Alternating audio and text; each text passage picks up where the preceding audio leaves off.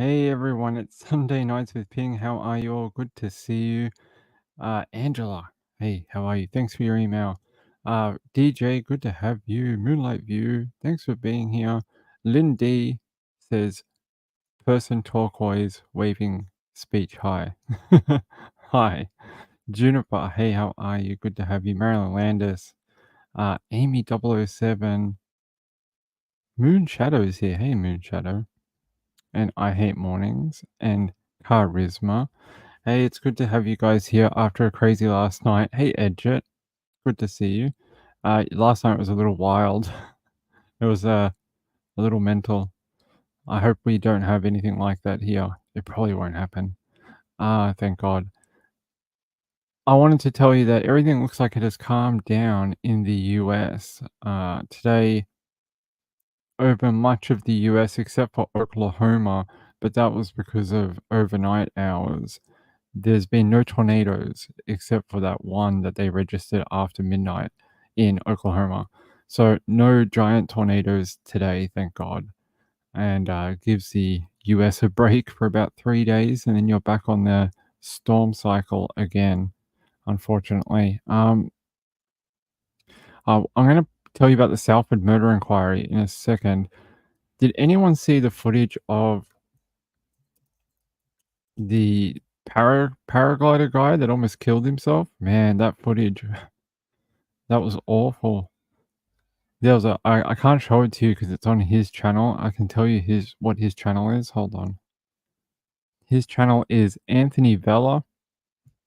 He has around 22,000 subscribers. He has a video called Paramotor Crash Almost Ended My Life.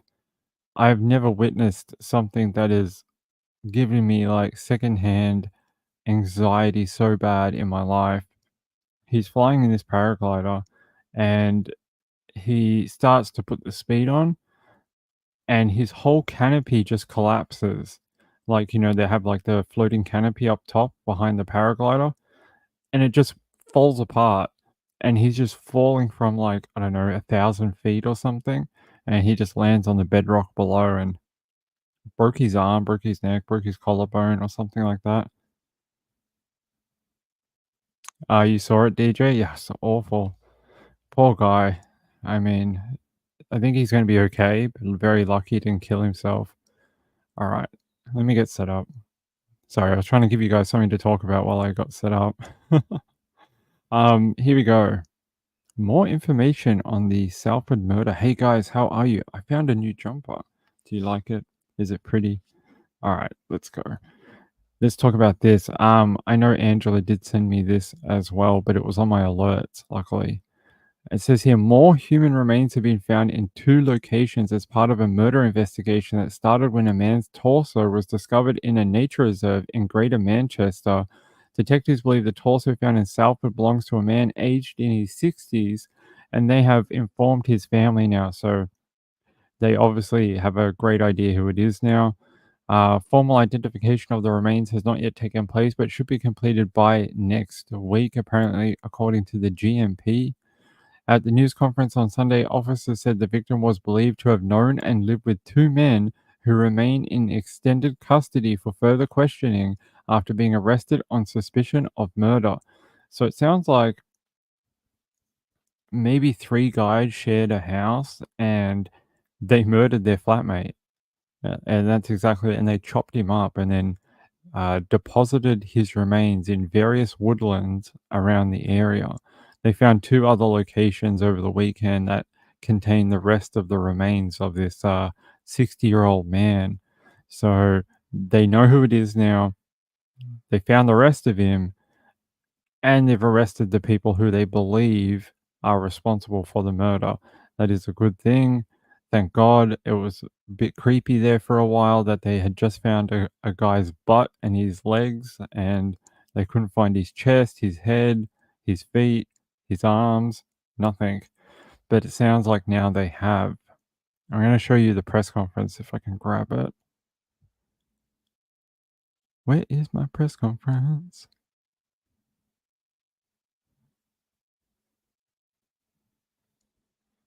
Hold on.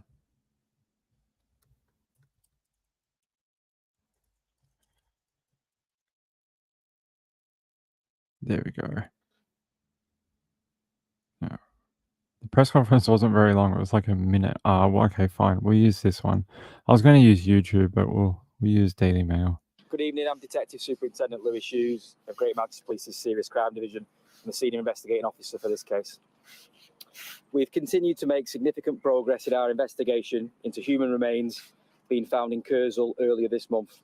From day one, our priority has been to identify the man and his family so that we can give them support and the answers that they need. Thanks to meticulous forensic work, we are now confident we have identified the man. Formal identification hasn't yet taken place, but we believe he is a man in his 60s and he lived in Salford.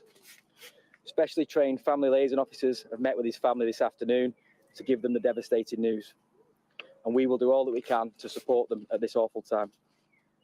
We believe he is known to the two suspects we have in custody. They have remained in custody for questioning over the weekend as we work to establish how the victim met this tragic outcome. We have painstakingly worked to follow up every line of inquiry in this investigation. Over the last couple of days, we have acted on information and had 4 scenes in place for extensive outdoor searches and 1 indoor search. One of them is at a warehouse in Bury, and 3 of them are in Salford, including here at Blackleach Reservoir. Today, we have found human remains at the reservoir, and last night, a dog walker found a package containing human remains at Linnyshaw Colliery Wood. Forensic tests will continue to establish whose remains they are, but we are very confident that it is the same victim in our investigation. We've also been searching a house in Winton where we believe the victim and 2 suspects lived. We have found evidence that the victim is likely to have died there, most likely in late March. While this is significant progress, we know there is still some way to go to complete this investigation. I also recognise that details of this case will have been particularly distressing for the people of Salford and beyond, including our officers who have worked diligently to progress this investigation, and most importantly, to the man's heartbroken family. Local officers will continue to patrol the affected areas, and we will provide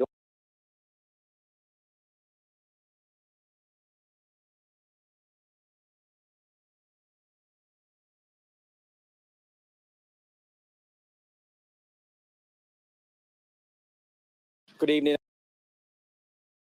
And there we go. I don't know what that second story was that popped up with. First, it was like torso found over here, and then we had like baby face, and I was like, "What the hell?" And I had no idea what that other video they were going to show. Um, yeah. So apparently, police had actually known where the other sites of the remains were. They were on their way there, and a dog walker was able to find or at least one of the packages of remains before they could get there. They were actually on their way, and yeah, someone found it, was like, "Hey, are you missing any human remains? I found them over here." And they were able to tell police, but police were like, "Well, yeah, we knew about it. You just found it before we did."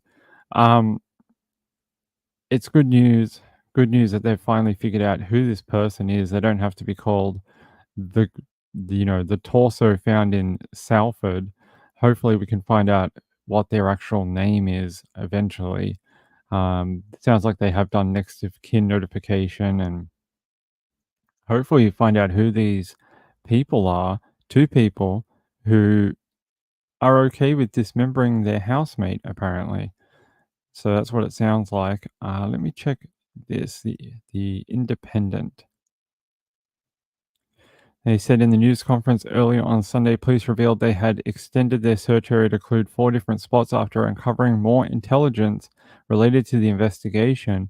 Yeah, apparently they had been scouring like CCTV, and they found people of interest within the videos that they had been trawling through.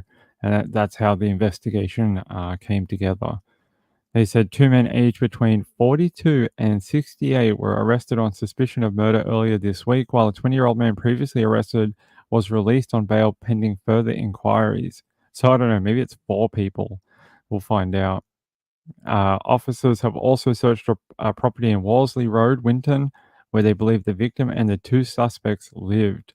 So they all lived together. In their latest update, the GMP said they believe the torso belonged to a man in his 60s and have informed his family about his death. How we knew that day would come where a family out there somewhere would get a phone call that, hey, have you seen that torso all over the news? Yeah, well, that is your son. That is your relative. That is your family member. That is awful. And now they'd be like, oh my God, that is, Terry or whatever. They have to now live with that and know that two people or maybe three people ended his life for whatever reason. Don't know. We don't have a motive as of yet. Probably money. It's always money, something like that. And it says here, our investigations so far have been far reaching and a painstaking process, trawling through hundreds of hours of CCTV alongside recording several accounts from the public around the circumstances. I don't know what that means, but the four scenes in place are to make sure we investigate thoroughly and continue with our good progress and remain committed to keeping you updated as and when we make further developments. Okay, thank you. I hope to be updated by you. It says two suspects are currently in custody. The 42-year-old was arrested as officers boarded a bus on Friday. The older suspect was arrested at a nearby property. So there you go. And they will be charged with murder at some point, and hopefully we find out who the guy is that they murdered. Hey Sula, how are you? Vicky K. Hi, how are you? Vicky, by the way, I did receive that donation overnight. I really appreciate that. And it is extremely generous of you. I do appreciate it. I just wanted to check if you left a message. You did not, but that's okay. I really do appreciate that. Same with Catatonic yesterday. That was very sweet of both of you. Siana says, "Oh yes, oh Sherry, I did. We got caught up yesterday in the crazy chat, but I did see your message on my video from yesterday about your sister. Hold on, I do have it. Give me 1 second. Your niece and your sister is beside herself. Your niece left behind a 3-year-old son. So I'm very sorry to hear that. I'm very, very sorry to hear that. That is not a good thing. Yeah. I'm sorry to hear that your family is going through such a situation. I can't imagine. It would be very, very difficult, especially for the little 3-year-old. He doesn't know why his mum is not there. Um, all right. All right, my friends. I don't think I have too much more on this. Let me just double check.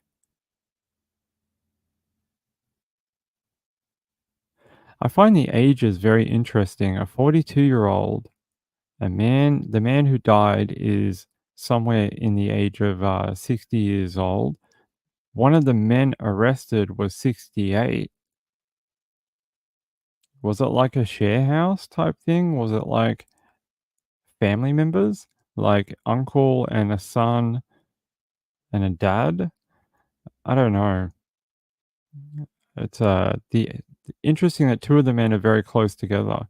Maybe they were a partner, a couple. Hey, we have lots of gay people in our society, and some of them are older people. So could have been two men who were together and then a younger person.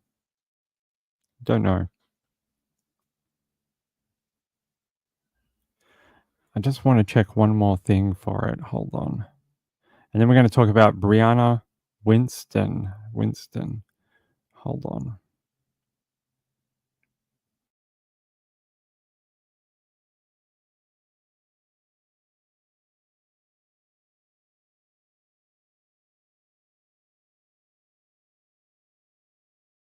Ah, the camera cut out. Sorry about that. Um, yeah, there's a few, but they all got the same information. And we don't want to read the same thing over and over again. Hold on. I'm just trying to see if there's anything else from the Salford uh, the actual place where they found the remains. Relaunch investigation. Nope. Hold on. Let's do today.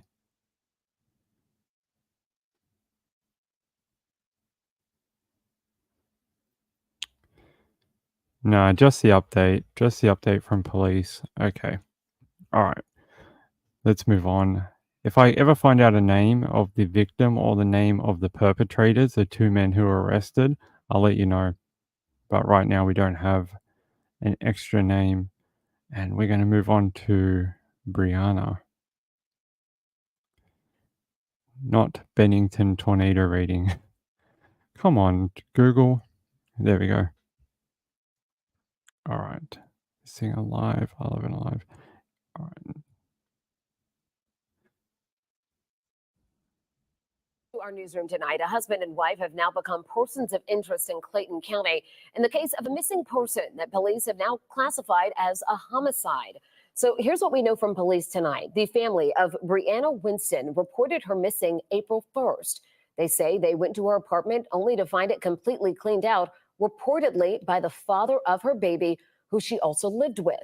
After that discovery, her family went to her job only to find out that Brianna never showed up for her shift on March 17th.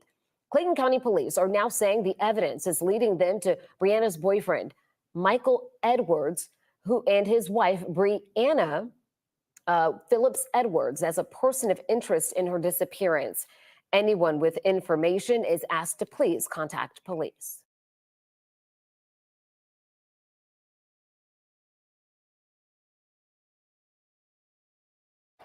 The family of Brianna Winston says they need answers about where she is and how she may have possibly died. They reported her missing at the beginning of the month, but now Clayton County Police say evidence points to the fact that she might have been murdered. Lex 5's Eric Mock has more. I just don't see how it could happen to a beautiful young woman that's trying to do everything by herself. Ann Thomas says her granddaughter, 23-year-old Brianna Winston, was devoted to her and her 4-year-old child. She was really sweet, loving, adorable, attentive, loved her baby to the death. The two would text each other every week, but Thomas says Brianna stopped responding after March 16th. Brianna's cousin, Jasmine Walker, says they found out from Brianna's friend she was last seen on the 16th, leaving to come to the apartment she shared with her child's father and boyfriend, Mikhail Edwards. After she didn't hear from her for a while, Walker asked the apartment complex to do a welfare check on her. They said the apartment was totally cleaned out and it smelled like bleach on the inside of the apartment. She reported her missing to Clayton County Police on April 1st. Then yesterday, Walker got a call from investigators she had hoped to never receive. The lieutenant called me and told me that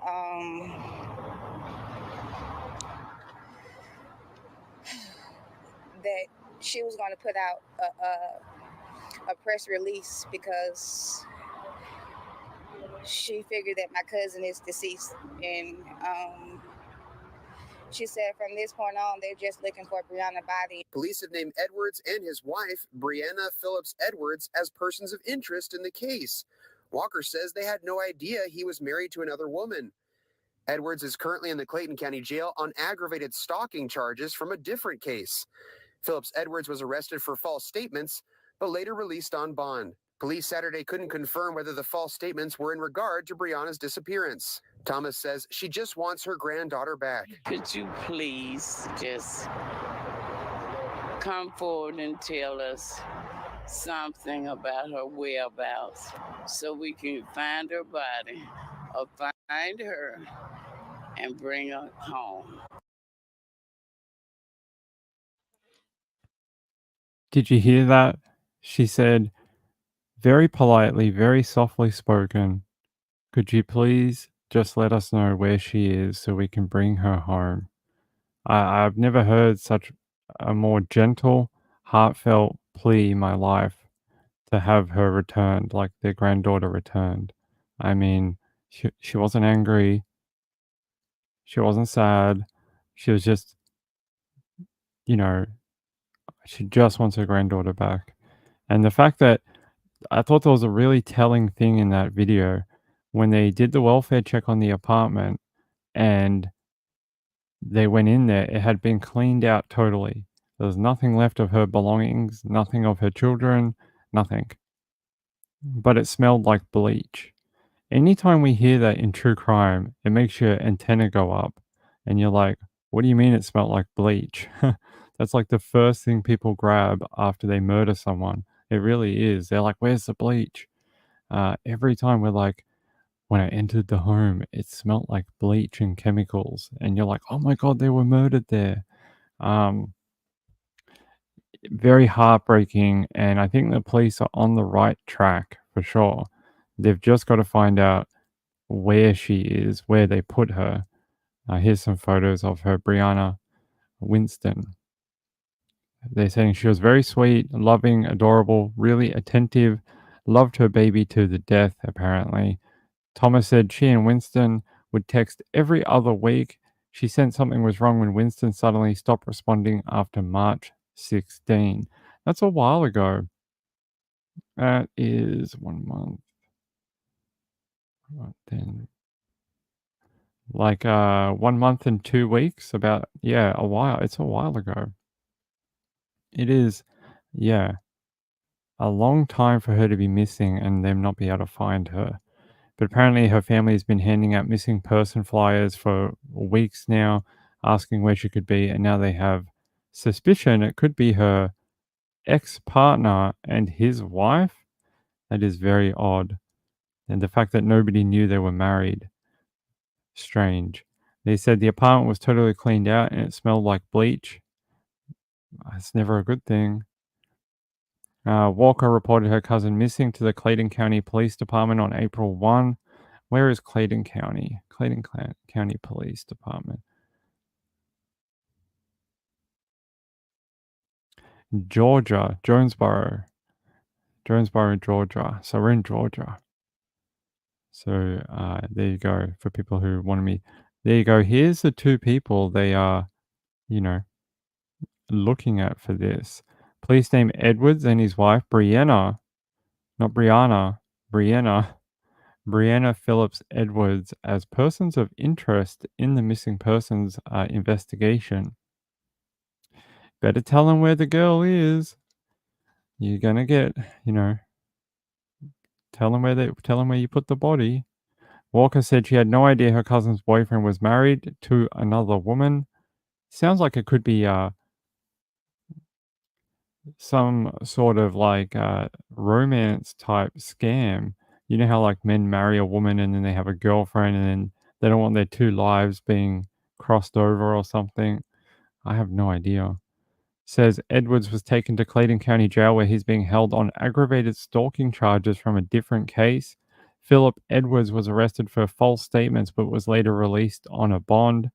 When asked whether the false statements were in regards to Winston's disappearance, police said they could not confirm that information. That could be a yes. That could be a yes, but we're not telling you. Meanwhile, Thomas said she just wants her granddaughter back. And this is what she said in the video. Could you please just come forward and tell us something about her whereabouts and what you had to do with it so we can find her body, find her, and bring her home? Family said if you know anything, please call the Clayton County Police Department. There's no number listed. Okay.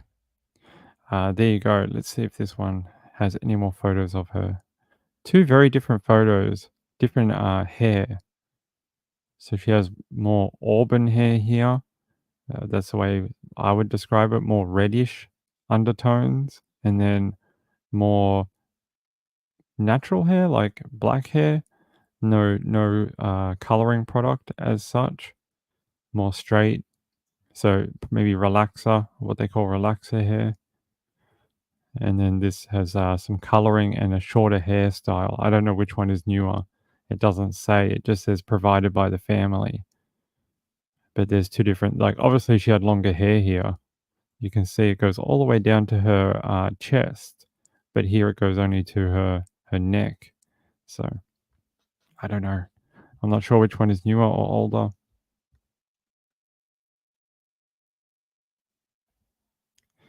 Yeah, they put up the light. They put up the ping light, and I came to help. They only do it when they really need it. I appreciate that. It's all right. She colored it gray. Oh, it's a color. It looks really good. It looks very natural. Is it grey? Almost looks black to me. Maybe it's the monitor.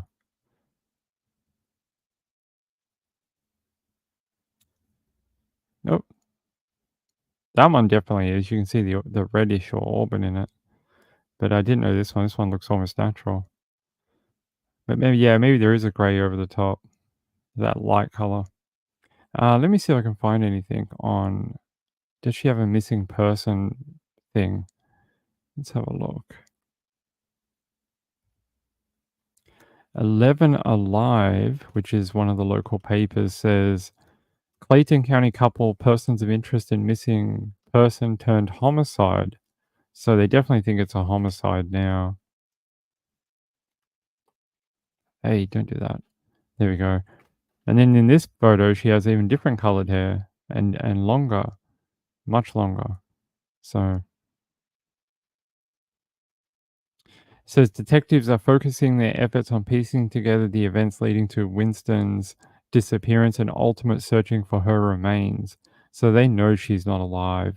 If police are mentioning the word remains, they know she's not with us anymore. Authorities put out a notice on April 11 that Winston was missing and said her last known location was near Gardenwood Apartments in College Park. Clayton County Police Department Criminal Investigation Division said it's believed that Winston vanished during the early hours of March 17 under suspicious circumstances indicative of foul play. So they seem to know what happened. They just don't know where she is or how it happened, maybe? They sort of know what happened, but they don't know how it happened or where they might have put her. Let's see what this video says. In Clayton County right now, a husband and wife are persons of interest in the case of a missing person that police have now classified as a homicide. Here's what we know from police this morning. The family of Briana Winston reported her missing April 1st. They say they went to her apartment only to find it completely cleared out, reportedly by the father of Brianna's baby, who she also lived with. After that discovery, her family went to her job and learned that Brianna never showed up for her shift on March 17th. Clayton County Police are now saying the evidence is leading them to name Brianna's boyfriend, Mikhail Edwards, and his wife, Brianna Phillips Edwards, as persons of interest in her disappearance. Anyone with information is asked to call police.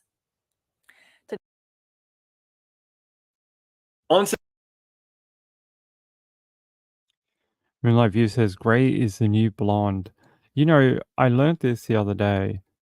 There are people who go grey very early in life, like at adulthood, early adulthood, like 17, 18, but they don't go all grey. It's only like the front part or half their hair or whatever. And it's a weird condition that some people get.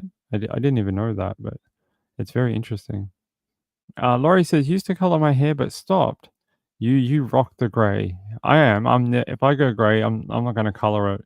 I'm going to be I actually want the salt and pepper. Give me the salt and pepper look as an old man. I want it. I want the very George Clooney. Give me the George Clooney. Yeah, what color is your hair, Marilyn? Tell us, Marilyn. Marilyn has a hot young man, so she may have colored her hair blonde. We don't know yet. Marilyn, tell us all about your hair and your routine. What hair products do you use to look so great? Sienna says, my kids went through that color phase. I think all kids go through that, changing the hair color or even bright colors, green, blue, pink, you know, that whole rock punk thing. JDR says, I'm grey from an early age. I'm rocking the grey. Yeah, rock the grey. We're a grey channel here. Yeah, that's right, Amy 007. Yeah, but I don't know if people knew about that. Boyfriend and wife, James Avery said. I know. Odd, right? So the woman who's missing, it was her boyfriend. Wait. Yeah. It was her boyfriend who was married to the other woman. So it's almost like a love triangle. Whether they knew about each other, I have no idea. I Hate Morning says, yes, Ping, my mom started graying in the front at 17. You had the same gray pattern in your 50s. Oh, okay. So it's not direct hereditary. Some people get it, some people don't. I didn't know. I thought if your mum got it, you would get it too. My stomach is going crazy. I should need to eat breakfast before we come on. Okay. So Vogue. Angela says, I've suddenly got a silver streak, but also dark streak in my blonde strawberry hair. Mum waiting on dementia diagnosis. White hair by 30. It's interesting. Because you guys all remember there was a newsreader in Canada who used to dye her hair all the time. And then when she stopped dyeing it because she didn't want to keep doing it because she was going grey, the news channel fired her because they said her look didn't match what viewers expected her to look like with grey hair. Come on. We let men have grey hair on TV. How rude. Like, if women want to be grey, go for it. I think it's fine. You know, you want to do that. That's your choice and your expression or whatever. Go for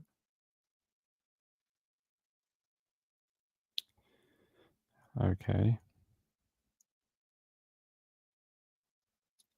It is a double standard, right? Actually, Gambler might remember that one. Do you remember that one? That news lady in Canada? Hold on, news.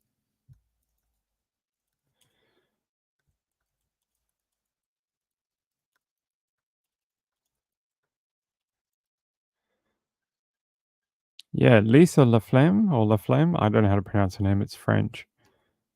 And I'm not French Canadian. Here. Did embracing going gray cost this TV anchor her job? Was this popular anchor fired because she let her hair go gray? Good evening. Lisa Laflamme, a fixture on Canadian television, was shown the door after 35 years, shortly after she went all gray. I was blindsided and am still shocked and saddened. The popular 58-year-old anchor stopped coloring her hair during the pandemic. She moved away from her signature brown locks to a mature silver. Her company says the color of her hair had nothing to do with the firing. While it is crushing to be leaving CTV National News in a manner that is not my choice, please know reporting to you has truly been the greatest honor of my life.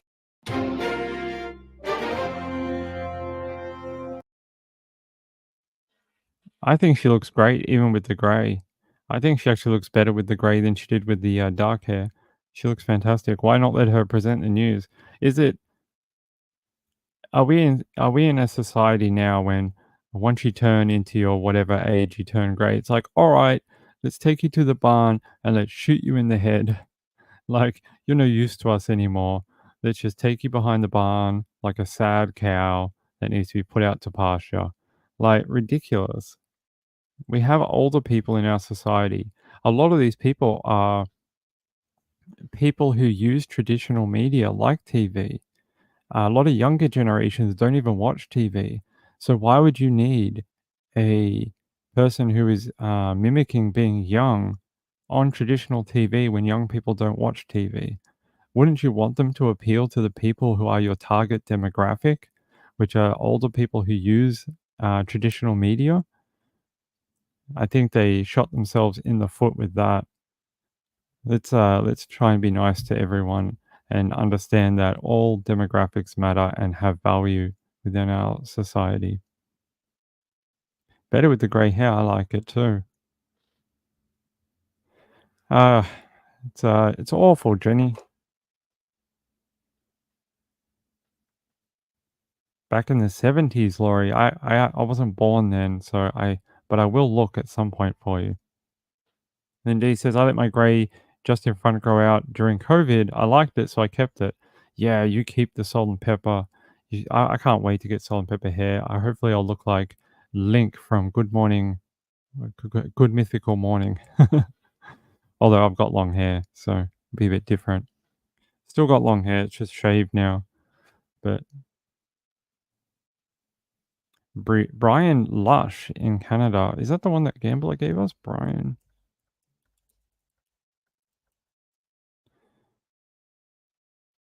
Near Cornwall, Ontario. Let's have a look. A missing person. We like missing people. Oh, he's a trucker from Newfoundland. Missing in Eastern Ontario. It reminds me of that other one. There was that truck driver who went missing last year. He was supposed to pick up a load of pigs or whatever, and they found his body like really close to where he went missing. And I was thinking, how did they not find him earlier? If he was literally 500 meters from his truck, did they just look at his truck and go, well, he's not here. Let's just keep going. He must be somewhere else. I can't believe that he was found literally in a field just across from his truck. Muffin, what are you doing? He's literally chasing his tail. Wait. He was literally spinning around in a circle like a top, chasing his tail.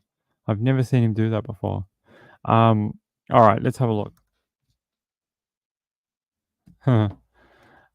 Trucker from Newfoundland, missing in Eastern Ontario, provincial.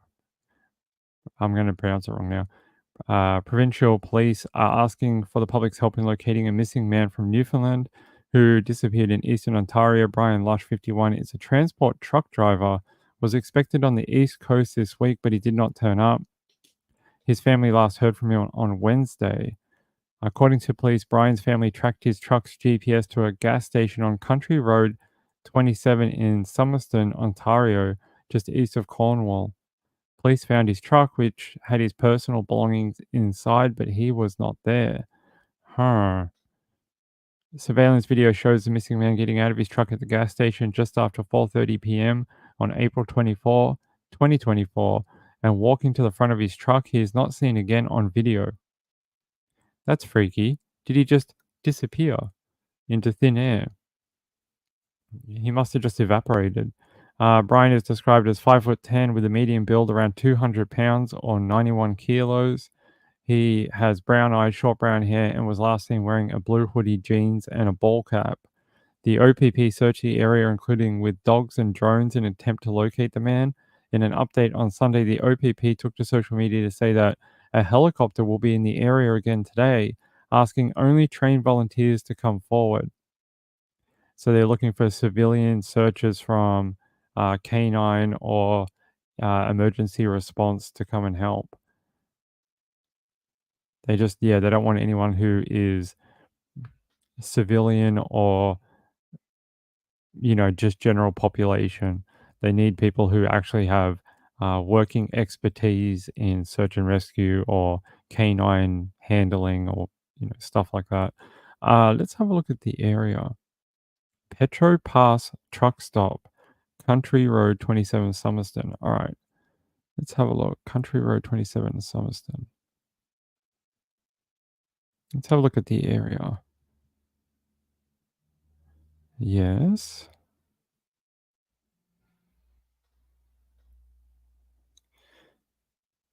All right, where is the gas stop? Gas station.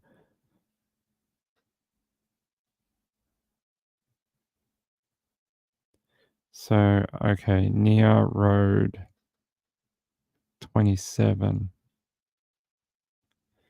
That doesn't help me.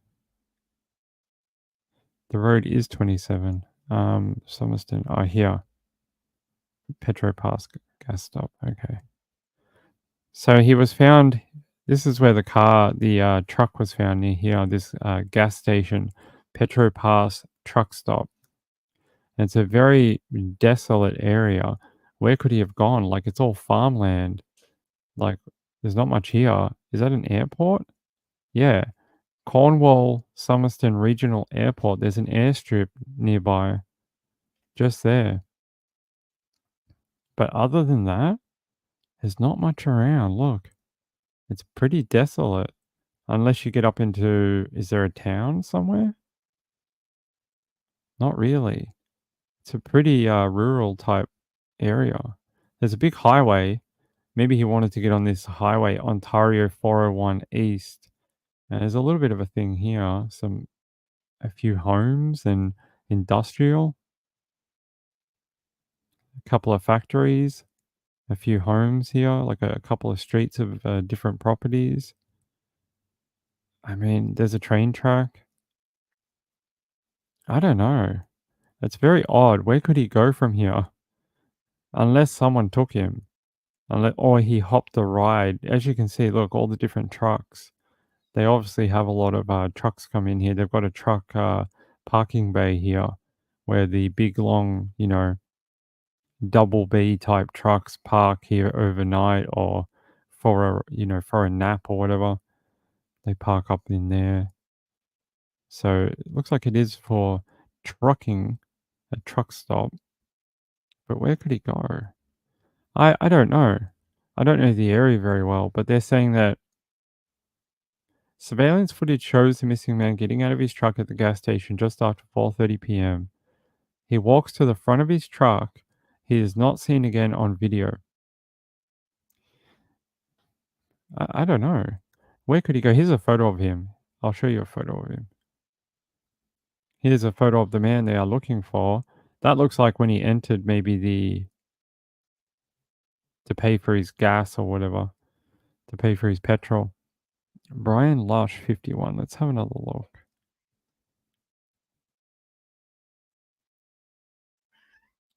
There's no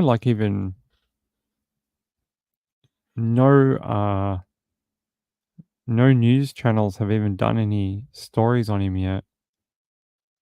All right, let's have a look. I'm going to go to websleuths.com.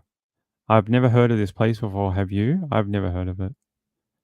This must be a brand new forum. Must be a new place people hang out and discuss true crime. Let's have a look. Brian Lush. There's the article we read. Mystery is unfolding in Ontario, where a Newfoundland long-haul truck driver has gone missing, leaving family members back home desperate for information. 51-year-old Brian of Stephenville reportedly parked his transport truck at Petro Pass truck stop in Somerton. That's where I just showed you on the map. He was captured on surveillance video that day wearing a blue hoodie. There's a blue hoodie. I'm not logged in. Oh my god, you guys can see my password. No, you can't. The gas station is right off the 401. There is nothing nearby. All the postings on Facebook say the image on the left of him is entering the store at 2:15. He purchased something, then was on camera in front of his truck at 4:30. There are photos of the truck too. I'll see if I can find a link. Okay. Let's see if we can find photos of the truck. No, that doesn't have any photos of the truck.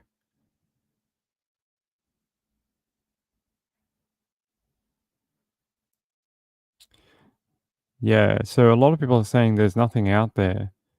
The website indicates that particular truck stop has 24-hour amenities like washroom, showers, Wi-Fi, lounge, laundromat, and includes parking. So it's really like where truckers can go and hang out between jobs or to get some rest, get some food and do some washing. Apparently, the family said they're not aware of any medical conditions that would make him do this. At this point, it is a deep mystery, and family and friends are worried. His truck had been parked in the same place for a couple of days. There's nothing that explains any of this.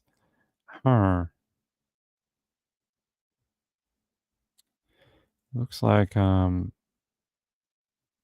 here's another local paper. Here's that photo. So he entered this truck stop at around 2 o'clock, and then he was still there 2 hours later when he was seen in front of his truck, and then after that point, never seen again. But like people have been saying, there is nothing around the area for him to go to, unless he stole an airplane from the airfield and then flew away. Maybe that's what happened. As you can see, there's an airstrip right near Pedro's truck stop. He broke in here. He stole a a Cessna, and then he flew to France. That's exactly what happened. Okay, we got it. We solved it. He stole an airplane, flew to France, and now he lives under an assumed identity in Europe. It is World War II. No, wait, that's not true. We're in the wrong year. Brian Lush. Brian Lush. So I don't have any suggestions. I have no suggestions for you. The only thing I can tell you is this big freeway or highway could be a lead. I mean, it's an arterial. Look how far it goes. It goes basically from Montreal all the way, the other side of Canada, all the way down to Kingston and further. It is literally a main arterial. So you get on that highway, you can go just about anywhere. You could even get to the USA. Let's go back to actually, he's not far from the border, right? Yeah, as you can see, this is where the truck stop was, and the border from Ontario and Quebec and then Canada, US is not far. It's just down the road. So maybe that's got something to do with it? I don't know. I'm not sure. Hold on, we're in the wrong place again. There we are. So there's that truck stop again. If anyone has any ideas, let me know. Yeah, I know. It's only a regional airport. It's only for like local traffic. I get it. I know, Vicky K. That's probably it. Stolen airplane, flew to France, fought in World War II. That's it. Angela says, I think aliens are more likely. Maybe. Yeah, I hope they find him. It is a very distressing case because where are they going to search? Look, it's basically farmland. Unless he ran off into the farmland. But you would think a farmer might know if there was a body on their land. It's just odd. There's nothing out here except for that airport and the freeway. And this factory. There's a little factory area like here. What is this? Distripet and Devanco, Canada. What is Devanco? Garage door supplier with a tortoise. Okay. And what is this place? Gin Fabco. Metal fabrication. Okay. Just manufacturing. So yeah, just industrial. Yeah. Nothing really to get excited over. I have no idea. The only thing I could say is if someone picked him up, maybe his truck broke down and he called the lift from someone in the company. Maybe because they got this highway right here. Other than that, I don't know. I hope they find him. I really do.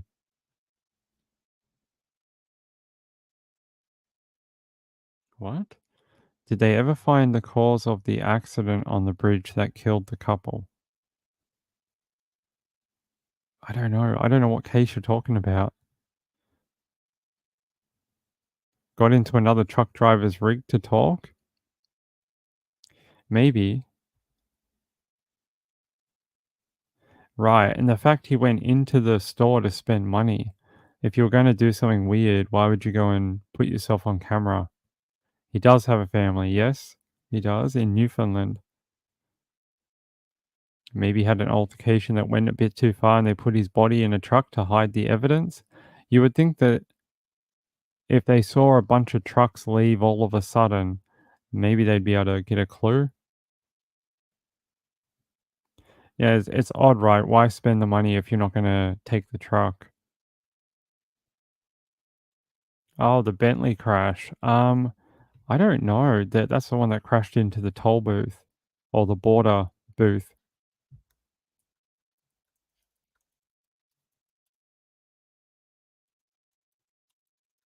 I never heard anything after sort of that happened.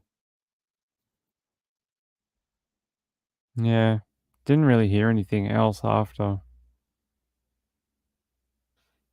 Just that Bentley was investigating if it could have been a mechanical fault. And that's all I heard. Yeah, I don't see anything. Last update, November 23rd, 2023, so last year. They just believe maybe there was some sort of mechanical issue that caused it to accelerate rather than brake, and they couldn't control it. It's probably under investigation from authorities still.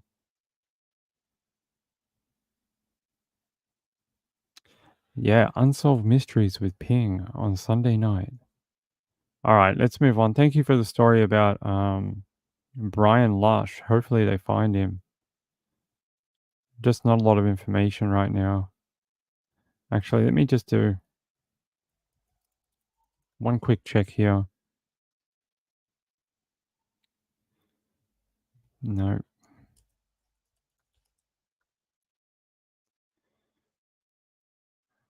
No, I don't see anything. Very odd. Yeah, if I type his name into YouTube, like people haven't even done a video on him yet. There's no news stations, there's no anything yet.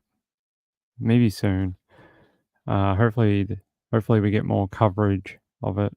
All right, let's move on, my ladies and gentlemen friends. Let's get some other true crime going. Let's get some other true crime. Let's see what else we have for you. We had a missing woman. A 15-year-old girl shot dead at after prom party. The Georgia Bureau of Investigation. Georgia's having a hell of a time right now. It says, teen arrested in Fitzgerald after prom party shooting that killed one, left 4 injured. GBI are investigating. Let's have a look. Oh, they're just showing us the scene. It looks very smoky. Bonnie View Avenue. Okay. Really not telling us much. It says that a person has died and 4 others were injured following a shooting in Fitzgerald on Sunday just after midnight. According to Chief William Smallwood, Fitzgerald police officers were called to the 300 block of East Pine Street around 12:25 a.m. in reference to a shooting incident at an after-prom party. According to officials, 15-year-old Chayel, I'm probably pronouncing that wrong, Chayel Polk was killed by gunfire. The Ben Hill County coroner told WALB that she died from a gunshot wound. Says here, she was declared deceased at the medical center in Fitzgerald. Her body will be taken to the GBI crime lab on Wednesday for an autopsy. That's interesting. Would they normally do that for a gunshot victim? Why would they need to do an autopsy on a gunshot victim? Maybe because of her age, only being 15. Let's have a look. Cheryl, whatever her name is. Let's have a look. WBLT.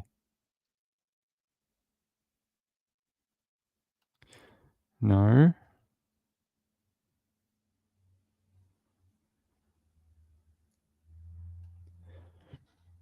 WALB maybe.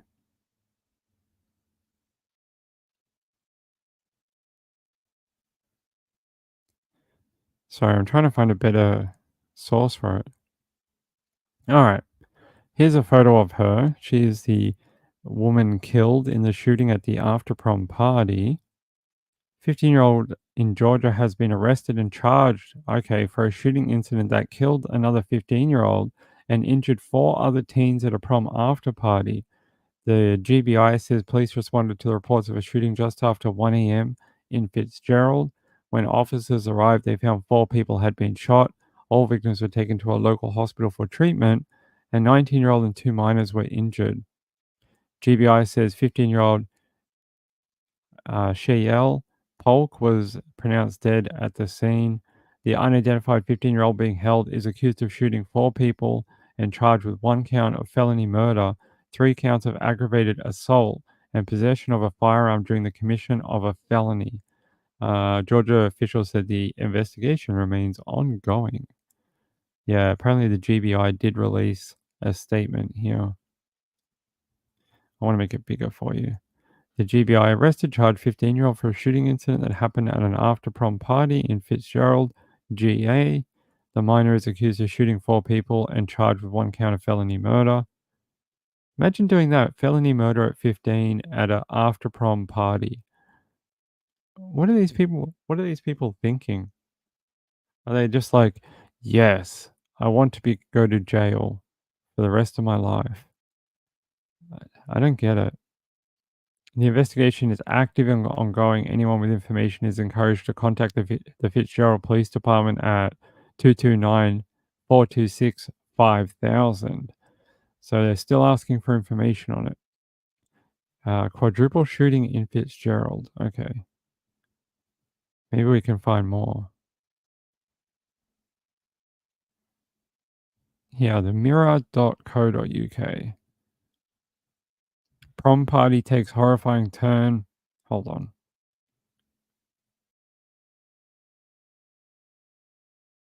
Sorry. Prom party takes horrifying turn as 15-year-old charged.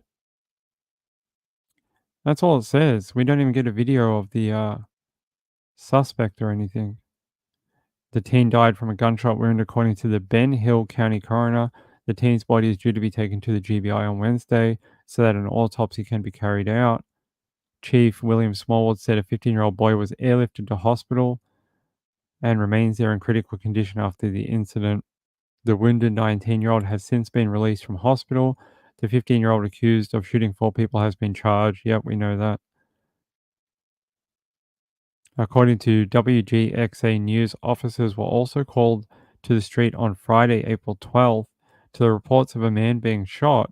A 33-year-old man was found to be shot multiple times. So it's a very quiet street, apparently. The man known as Terrence Shelton was taken to hospital but died from his injuries the following day at 3 a.m. There is no suggestion the 2 incidents are linked together. So there you go. A prom party turned into a bloodbath, apparently, because of a 15-year-old. I know. Guns at a prom party.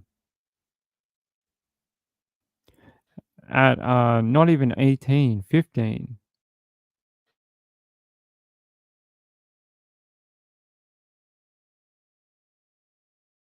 Sorry, I had to cough.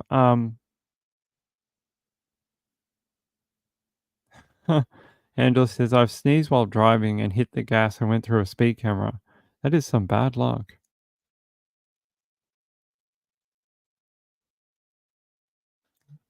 Yeah, it is crazy. 15. Yeah, why would he have a gun at a prom party? I don't know. Yeah, I don't know either. All right, hold on, my ladies and gentlemen.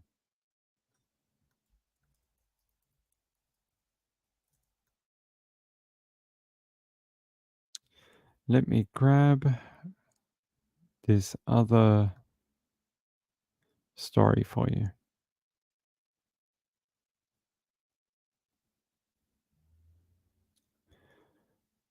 Let's go to this other one I had for you.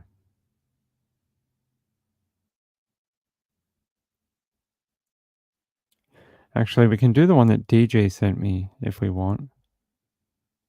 What did he send me? He sent me this. It says, retired pro wrestler, failed congressional candidate, indicted in Vegas murder case. A retired professional wrestler and former congressional candidate in Nevada and Texas has been indicted on a murder charge in the death of an Idaho man who suffered a head injury during a Halloween party at a Las Vegas Strip hotel. Daniel Rodmier, 45, who now lives in Texas, is expected to appear before a Nevada judge on May 8th following his indictment on Friday in the death of Christopher Tapp. Oh, Christopher Tapp? Is that the same one? Is that the same Christopher Tapp who was released from prison? Hold on. Maybe that's why DJ sent it to me. Hold on.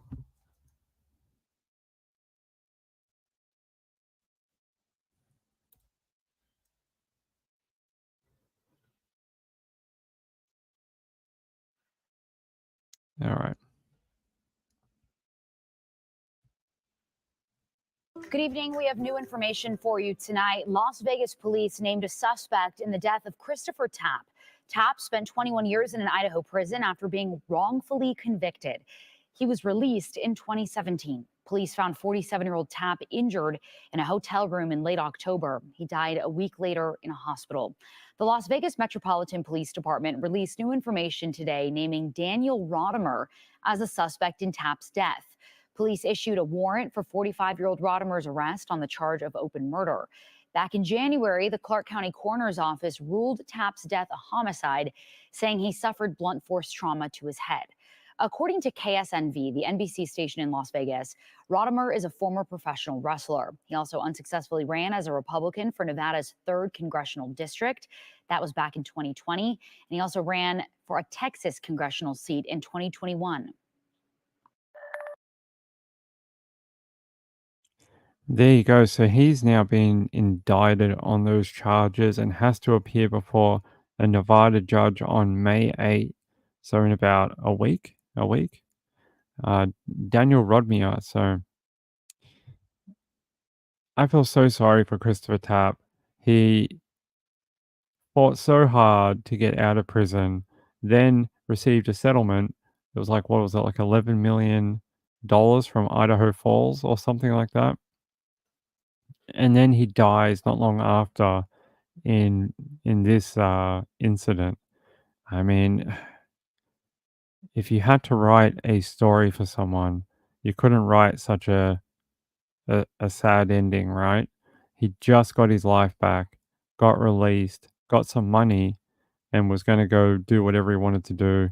And apparently now he was killed unlawfully. So we now have this idiot to go to trial. He wound up dead. Yeah, it's shocking, right? Moonlight View says, the youth don't think we know anything. That's right. Let's shake our canes at them, Moonlight View. Grab your cane and start doing some fierce cane shaking. Yeah, he wound up dead. It's a very sad story. It's extremely sad. It's like those people who win the lottery and then like everything goes wrong for them after they win the lottery. They win the lottery, their partner dies or something, or their partner kills them, or someone steals all their lottery winnings from them, or just everything else goes wrong for them. Their friends hate them or whatever, and they just doesn't seem to help anyone. All right. That is a good update. Thank you for giving that to us, DJ. So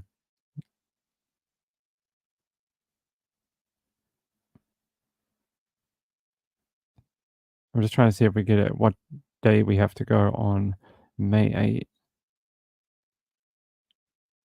Nevada judge. Okay. I wonder if they're going to live stream that. Do Nevada typically live stream their court proceedings or not?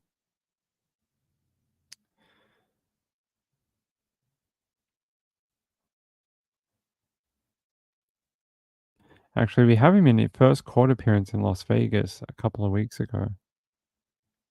Nevada congressional candidate Dan Rodimer appeared in court for the first time today since his arrest back in March. He's accused of killing 47-year-old Christopher Tapp back in October. In court today, Rodimer's attorney filed a motion to suppress findings from a wiretap due to marital privileges. His attorney also told a judge he had requested background on Tapp's prison sentence and propensity for violence. Tapp had served 20 years in prison after being found wrongfully convicted. State prosecutors described the request as premature in this phase of the case. It's really tragic and sad. That's really part of the real tragedy here is that Chris did spend so much of his life in prison for a crime he didn't commit. And when he gets out, he's trying to rebuild his life. And then this happens. And it's just an epic tragedy. Rodheimer's attorney described him as cooperative and responsive in the case. He's due in court for a preliminary hearing on May 21st.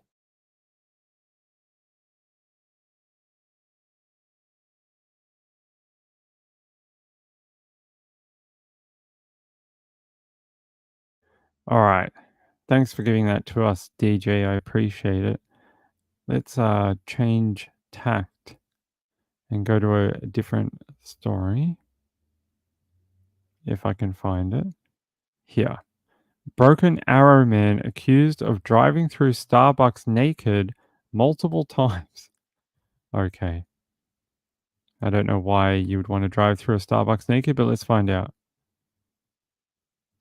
Disturbing. That's how some people reacted after a man was arrested in Broken Arrow, accused of showing up naked to get his coffee at Starbucks. Fox 23's crime and safety reporter John Sebas joins us live. John, this is thankfully not something we hear about very often. No, but just in this case in Broken Arrow, it happened twice in just a matter of a couple of days. That's what Broken Arrow police tell me. They also tell me they interviewed this suspect one-on-one, and he said it's actually something that he enjoys doing.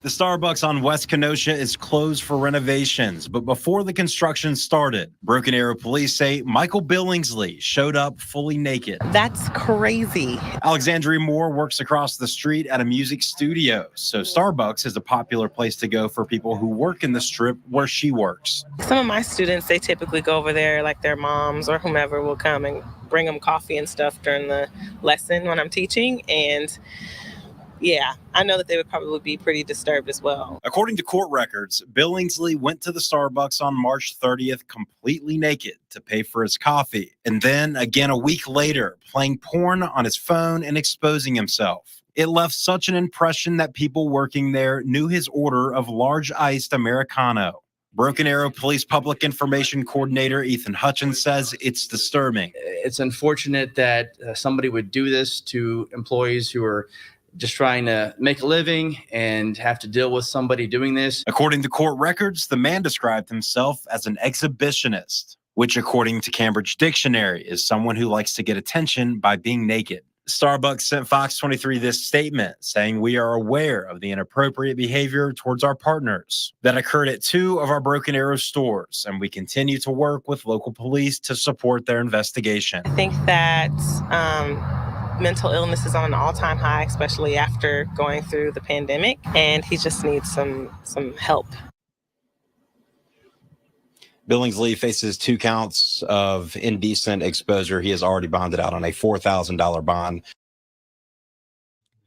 Did they have to do the video like this? I'll show you.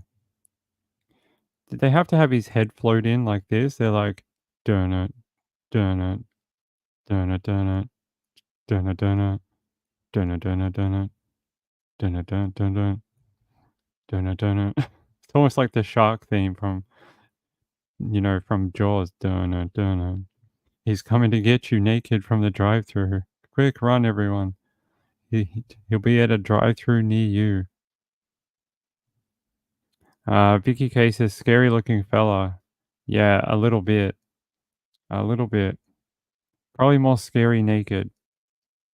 At least he's got a top on in this photo. We haven't seen the CCTV yet. I don't think they're going to release that, are they? I hope not. Let's see. Michael Billingsley. All right, Mr. Michael Billingsley. You Starbucks nude impersonator guy. Let's have a look.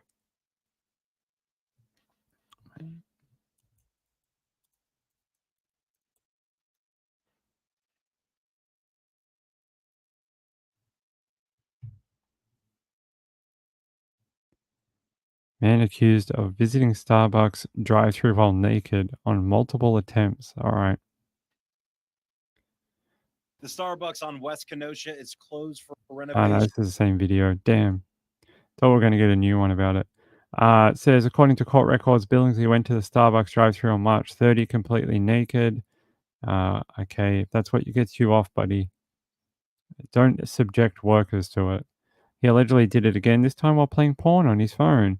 It left such an impression that people working there knew his order of large ice Americano. Is that a euphemism? It says here, Broken Arrow Police Information Coordinator Ethan Hutchins says the allegations are disturbing. It's unfortunate someone would do this to employees who are just trying to make a living and have to deal with someone doing this. According to court records, he described himself as an exhibitionist, which the Cambridge Dictionary defines as someone who likes to get attention by being naked. I'm sure you could be like, if you like that, there's probably a job for like art students who have to paint the human naked body or something, and you could get all your exhibitionist dreams come true in front of like 30 terrified children or young adults or older people while getting paid to do it. There you go. It's a win-win.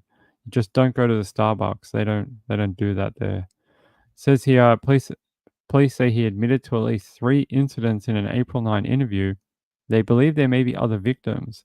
Are the victims the people who work there, or are the victims the stores themselves? Like, we're looking for KFC, McDonald's, and any other chain food places to come forward and identify themselves as victims of Mr. Billingsley.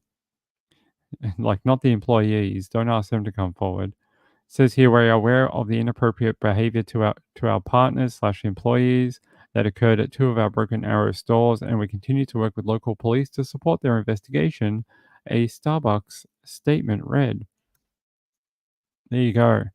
Hopefully he does not turn up to a Chick-fil-A near you. Lynch, Kathy, hey Kathy, how are you? Gambler says, it was a little scary outside the Burger King I went last night. There was a guy with his bags on the ground dancing right next to the door. When I came out, the ground was rolling around. Oh, that doesn't sound like a good thing. Let's see. Good to see you, Kathy Lynch. What time is it? Can't even find my phone. All right. You know, I don't think I have any Aaron Patterson news either for you. Just that we're waiting for... Wait, it should be like next week, right? Next week we should learn whether we're going to court in regional Victoria or we're going to Melbourne. We'll find out in about a week's time. That'll be good news. I hope we go to Melbourne. It'd be good. It's 3:30. Apparently it's midday here.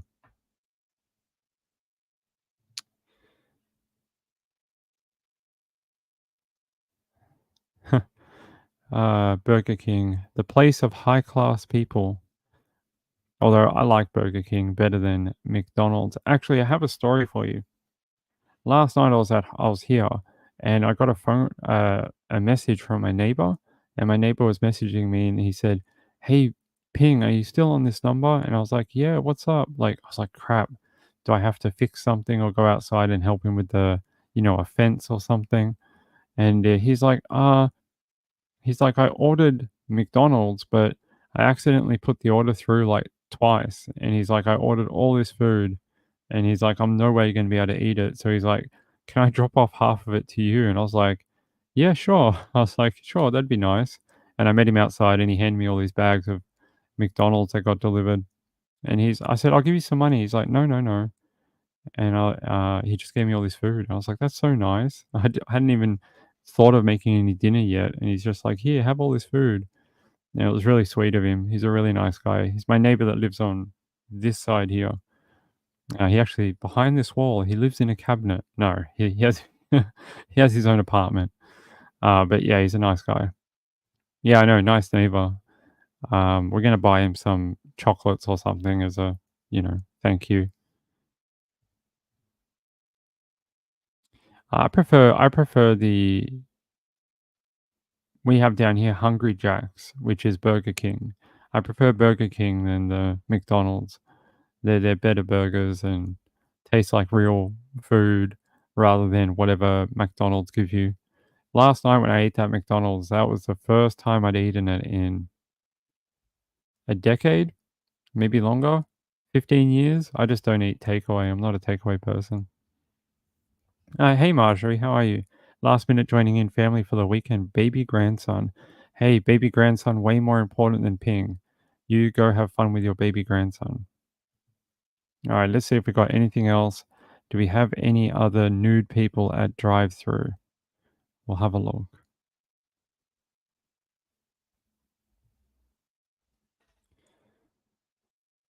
Let's see, what is this?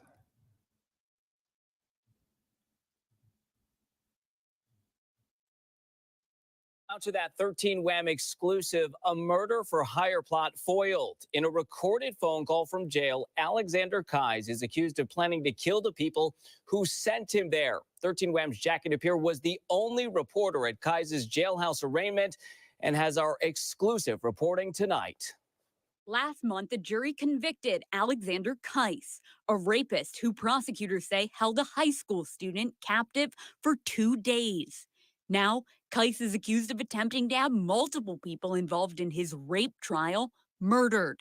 There was actually very affirmative actions taken on behalf of Alexander Kais by his girlfriend and others.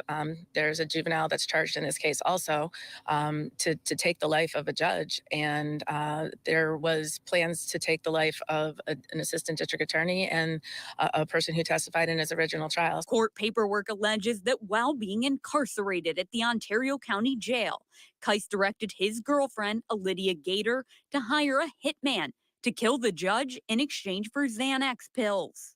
But investigators say that hitman was actually an undercover investigator with state police. The pills were used to finance the murder for hire. So they had given the pills as down payment for the murder of the judge. They had planned on having the individual shoot the judge. Investigators say Kais and Gator engaged in multiple recorded conversations to plan the murder of the judge, prosecutor, and trial witness. Court paperwork also says the defendants shared information about what their targets looked like, as well as where they worked and lived. There are some uncharged individuals in the community right now that we are aware of, and it continues to be an ongoing investigation. If anything further were to transpire, we'll absolutely be on it. Kais remains behind bars. His girlfriend is now in custody as well. Both are being held on no bail, no release. More information is expected to be released by New York State Police tomorrow morning. So, that is not very clever. Organize a hit over a prison telephone that's all being recorded in exchange for pills. Okay, yeah, in exchange for pills or pain medication or whatever it was. Very odd. Jenny says, found out that eating a McDonald's fry, not sure what size, is like smoking 28 cigarettes. So, yeah. I don't know if that's true, but I think that sounds like a TikTok thing. If you eat one fry from McDonald's, you have smoked 28 smokes. I don't know if that's true, but hey, if it keeps you from eating junk food, more power to you. I don't like McDonald's fries. Not if they're cold anyway. I like in Australia, KFC do really good chips, as we call them, or fries. Much better. Oh, you like those ones? Okay. All right. Recorded. Yeah. Yeah, I'm gonna speak to you on the very secret bat phone from the prison. Now, I want you to go murder a judge. I'm gonna leave 10,000 pills in the letterbox. Don't tell anyone they're there. What do people think, man? Like, the cops are like, yes, the box is located where exactly? On my driveway. Okay, in the driveway. And who's the judge? Judge John Franklin. Okay, Judge John Franklin. Let's get him some security detail. People are not so clever. Hey, Mary L., how are you? Yeah, I often like when my food contains small amounts of I often make sure they do. I don't know how much you'd have to eat though. Like if I eat 2 pounds of McDonald's fries, it's like containing 28 cigarettes. Maybe. Hey, Marielle. Hold on, let's see. McDonald's.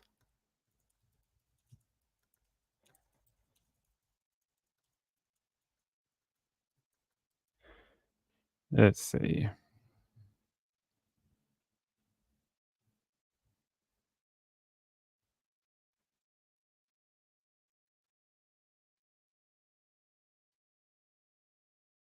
Just trying to see if I can find a. So all the people I can find talking about this are people from TikTok, and yeah, mostly people from TikTok, and they're saying it varies. Some people are like it's the oil, and you have to have it's a box of fries equals whatever. And then, yeah, I can't find any actual study. Let's have a look. Research. Let's see if we can find a research study to back it up.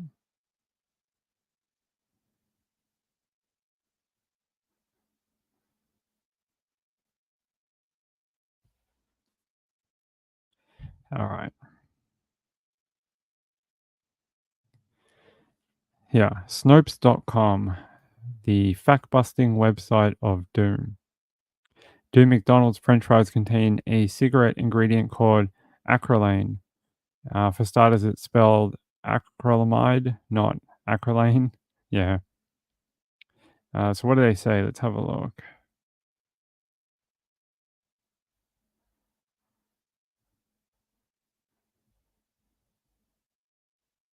Let's see what they say. Come on, I don't want to read all this. Just tell us if it's true or false. Why, you don't even tell us? What a goody you, Snopes. Snopes used to say true or false, but now they don't. So they're saying that one large McDonald's French fry from McDonald's has the same amount of acrylane as a pack of cigarettes. Acrylane is the most carcinogenic ingredient in cigarettes. McDonald's French fries are harvested from potatoes that are sprayed with a pesticide that is so harmful to humans that the farmers must let it sit out for 4 days before they can safely handle it. Enjoy your fries. I don't know about that. Yeah, it's acrylamide, not acrylane. First off, one Facebook user pointed out there is no such thing as acrylane. A Google search for the word with quotes around it mainly produced results for street names in the USA. The fact that whoever started this rumor misremembered or couldn't correctly spell the name of the purported ingredient did not bode well for the rest of our findings. There you go. It is a internet rumor. It is not true. There is no study. They couldn't even get the chemical right. The actual chemical is called acrylamide or something like that. Yeah, so not true. It's a copy-paste email chain type, what they used to call these type of chain letters back in the day, or chain email. And now they just call them chain TikToks. No, they don't call them that, but not true apparently. Right. It has to be peer reviewed and be in like a medical journal. Yeah.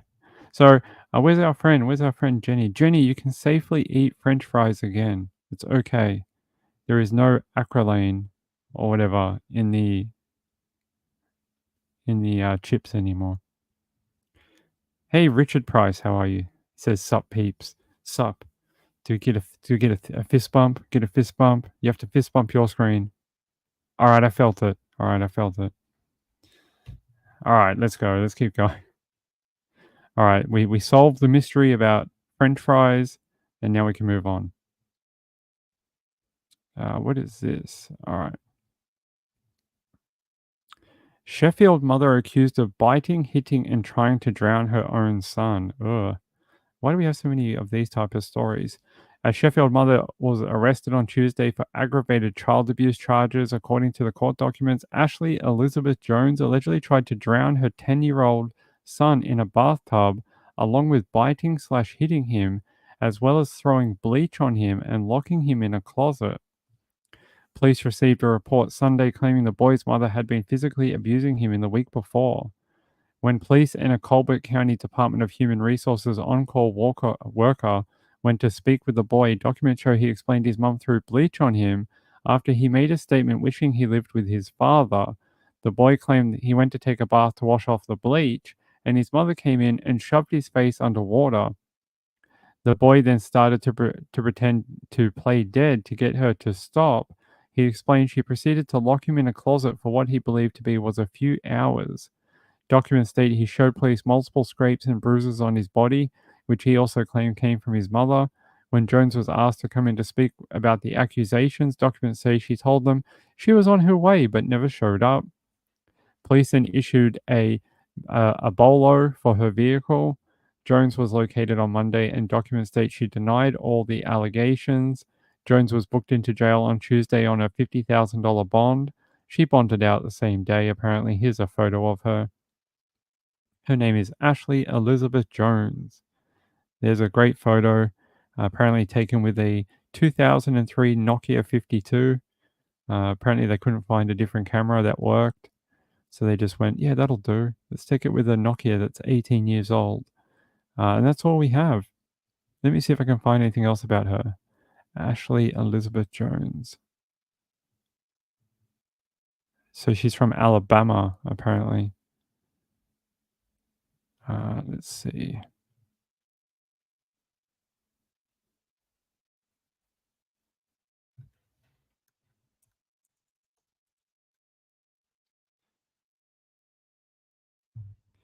No, I cannot find anything else, but AL.com has another article about it.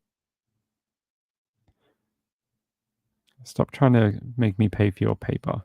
Says a 34-year-old Sheffield woman has been charged with aggravated child abuse after police say she tried to drown her son. Ashley Elizabeth Jones was released from the Colbert County Jail on a $50,000 bond, according to records. The arrest came after her 10-year-old boy told his father that his mother had been physically abusing him for at least the last week. The couple shared joint custody of the boy. According to court records, the boy told investigators that his mother had bit him, struck him, locked him in the closet, and thrown bleach on him, and then attempted to drown him in a bathtub. Why do these people do this to their children? It's like the child didn't wreck your life. You made the active decision to have the child, right? You made the active decision to have a baby. It is now your responsibility to raise that child correctly until it's old enough to look after itself. It's not okay to be drowning, hitting, taking your personal frustrations out on your own child. It's pretty crap. Hey, Richard. Richard says, I don't live that far away from Salford. Scary stuff there recently. Yeah, we spoke about the torso earlier. I know that they're also looking for a body in the Thames, apparently, as well. And then apparently they found like 2 other bodies or something in the river. Here. Mystery as police find 5th body in the Thames in 3 weeks after, as corpse is found on the riverbank in Putney. So apparently they have been finding all these different bodies in the river, and they found more recently, apparently. So they've got random bodies floating up around London, Chelsea, Brixton, Greenwich, Putney, just all over the place. And they're not sure why. There's one of the people. Yeah, so they've been finding all these different, sort of like the same issue they have at Ladybird Lake in Austin, how the bodies keep just showing up in the lake. Well, they have the same thing in London in the Thames. So there you go. So if you don't know about that, here I'll put on screen. Here's where they found some of the bodies. Originally, they went searching for like 1 body, and they came up with like 3 others. So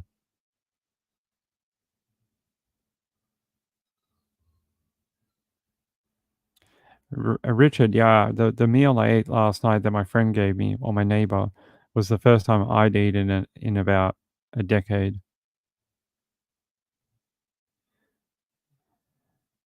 They were searching the Mersey. I'll have to check that one out. Your brother lives near Chelsea? Well, ask him if he's been depositing any bodies there. See if they have. Yeah, dead bodies everywhere, all over Greater London and Greater Manchester. Apparently, London is full of dead people at the moment. Why? I don't know. All right. Hold on, my little friends.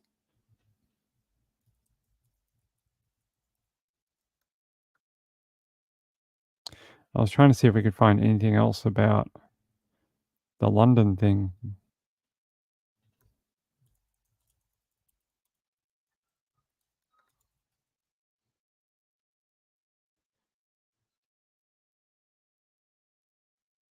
So they did find a body in the Mersey River, or the River Mersey, but they don't know who it is. There was also, didn't we read about a woman? They were looking for the identity of a woman whose body was found in a lake or a river, and they were like, she was wearing this bright colored top. Do you know if? Hold on, let's see.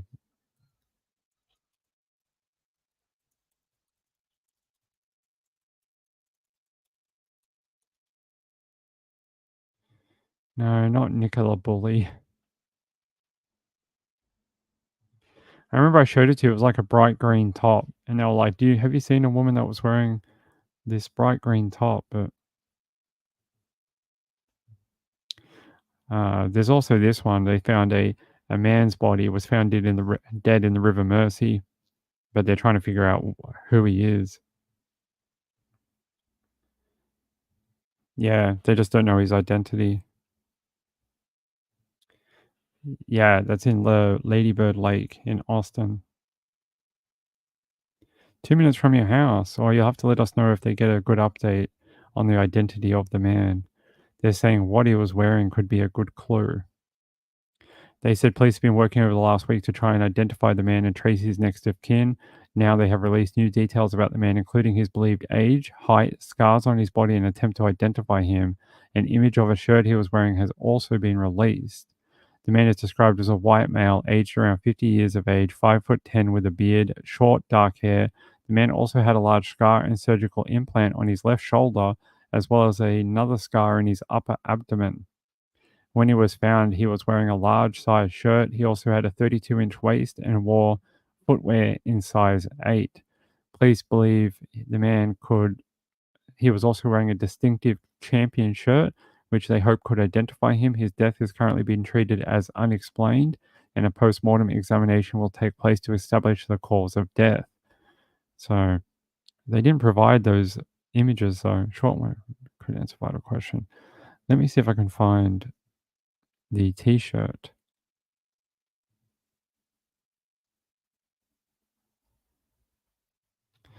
Isn't it annoying when they tell you that they've got an update, but they don't give you all of the information?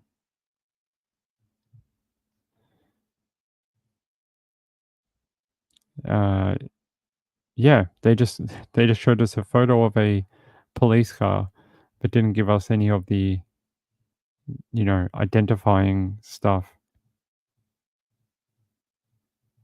All right, I'm just closing some links down.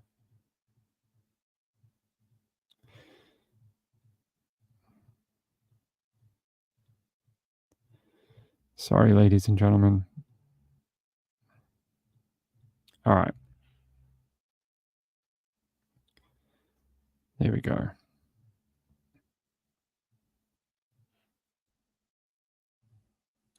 Yeah, unexplained so far, and they're searching for his identity. Hey, Leisha, how are you, my friend?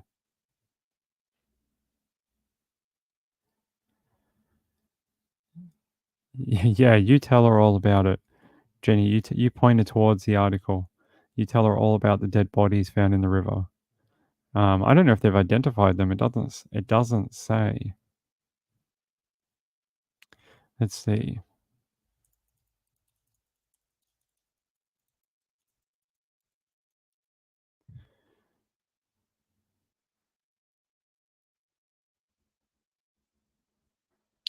Yeah, so apparently they were searching for the Clapham chemical attack suspect Abdul Azidi, but when they searched the river, they found a bunch of different bodies. I mean, that must be a shocking thing to happen. They said there was always a huge sense of relief for Gil Williams when she found a body. Working as a police diver, the most difficult part of her job was the tiring long searches, her mind playing tricks on her as she felt her way forward in the cold, dark water, waiting to touch a limb. During her 23-year career with the Thames Valley Police, she says there were only a couple of occasions in hundreds of searches that bodies were found as soon as she entered the water. Now retired, she says she doesn't envy the task of the Marine unit looking for 35-year-old Abdul Azidi in the River Thames. So they said Azidi is believed to have died after entering the water around Chelsea Bridge a few hours after he allegedly throwing a strong alkali on his former partner and injuring her two daughters, aged 3 and 8, in Clapham, south of London on 31st of January. The Metro Police said it could take up to a month to find him, but the force also admits his body may never surface due to the conditions in the river. During the search for him, 2 other bodies were discovered in the Thames unrelated to the case. Yeah, so they were searching for him and they found 2 other people randomly. They're like, we found him. Wait, that's a girl. Wait, that's an old man. Wait, we didn't find him. We found 2 other people. It says, it sounds shocking, but Miss Williams said, sadly, this is not unusual. She and her team will sometimes be looking for up to 6 bodies around Christmas and New Year, a common time for people to, exit this world. We have recovered bodies that were down there for 3 months, eventually found snagged up to 3 miles downstream. That's a huge, huge area, she told Sky News. Between 27 and 37 people died annually in the Thames in the years 2015 to 2022, an average of about 31 according to the Port of London Authority, which says about 90% were the result of people wanting to do it. They said it can be traumatic, trying to identify or find them, and having to confirm their ID through DNA, dental, or fingerprints. Homicide victims are very rare, apparently. The torso of a young boy nicknamed Adam by the police discovered in 2001 has never been identified. He is thought to have been trafficked to the UK from Nigeria and possibly murdered in a ritualistic killing. Ah, that sounds awful. For those who recovered the bodies, it can be traumatic, says former Met Detective Nick Alworth. He says, I have recovered plenty in my career, and some of those have been in horrific states of decomposition. That in itself is traumatizing and makes you physically feel unwell, so it's not pleasant. Every person has a different reaction. Some will be very scientific and pragmatic about it, others will find it quite distressing. Miss Williams insists she's never found it difficult, crediting the support of her close-knit team for being able to cope. Psychologically afterwards, I did it for a very, very long time. I've never had nightmares, she says. I know of police divers who have had problems and had to leave the team. Interesting. So they said in one of the issues searching the river for this victim, or this guy who jumped in and took his own life, they described the Thames as a massively hostile environment that's constantly moving. You're talking about a river which is 275 miles long with a tidal range of 23 feet and speeds of up to 10 miles per hour. You can't see an inch in front of you, and the challenge you have got is where do you start? So it's ultra wide, ultra long, and it's murky as all hell. And you can't see anything when you're under there. So it's all done by touch. So it must be a very hard job being the team who searches the River Thames in London. It must be very difficult. So they actually have CCTV of him before he jumped in the river.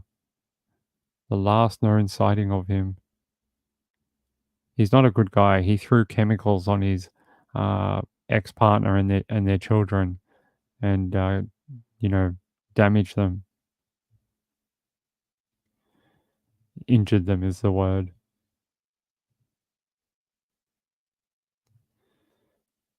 There you go. That was it. That was the last CCTV. Hey, Shad Hunter, how are you, my friend? Danny Mitchell, good to see you. Sandra, sounds like the Gilgo Beach findings. It does a little bit, right? You're looking for one person and you find other people. Definitely sounds like the Gilgo Beach, but this is in London. So they've got their own mystery to figure out. Yeah, he was not a good dude. Not at all. Jenny says, I know there are different bridges around the world that are notorious for the S word. Most are never seen again. Yeah, oftentimes the tide takes them away. Let's see. They're looking for his body, but they found a bunch of other people as well. Possibly they knew they were there, possibly they didn't. They didn't say.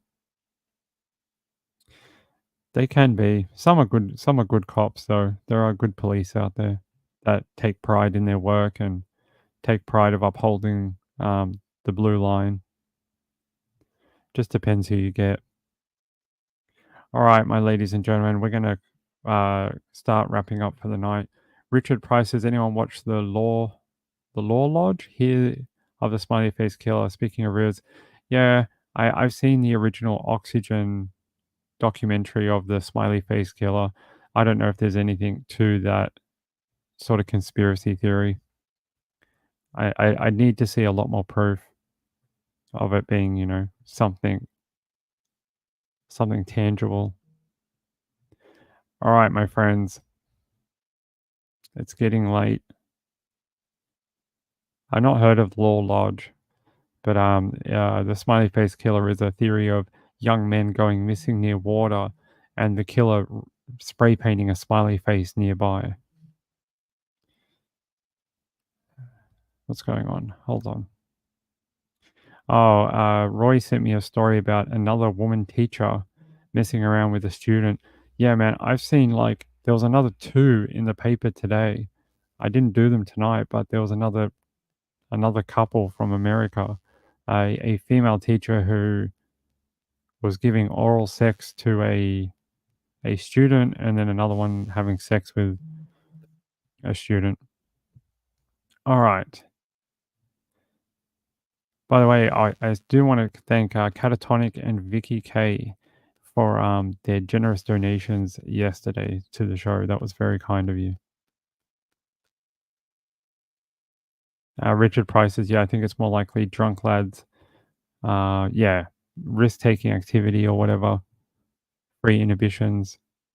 Yeah, we'll be back tomorrow night, everyone. Hey, tomorrow night is the start of the week, which means you get 2 shows a day. We do the early show at 9 p.m. and then at midnight Eastern, we go again and do another second part of the show. So we'll be back then. Hey, have a great rest of your Sunday night. Keep well, keep safe out there. You hear all the crazy stories that we talk about. Don't become a story that we have to read. Be safe out there. And hey, thanks to all the people who subscribe to this channel and support this channel. You guys are amazing. I appreciate it. Until tomorrow night, thanks everyone for being here. I appreciate it. Thanks Moonlight View for being here tonight. It's very kind of you. See you later, everyone. Have a great Sunday.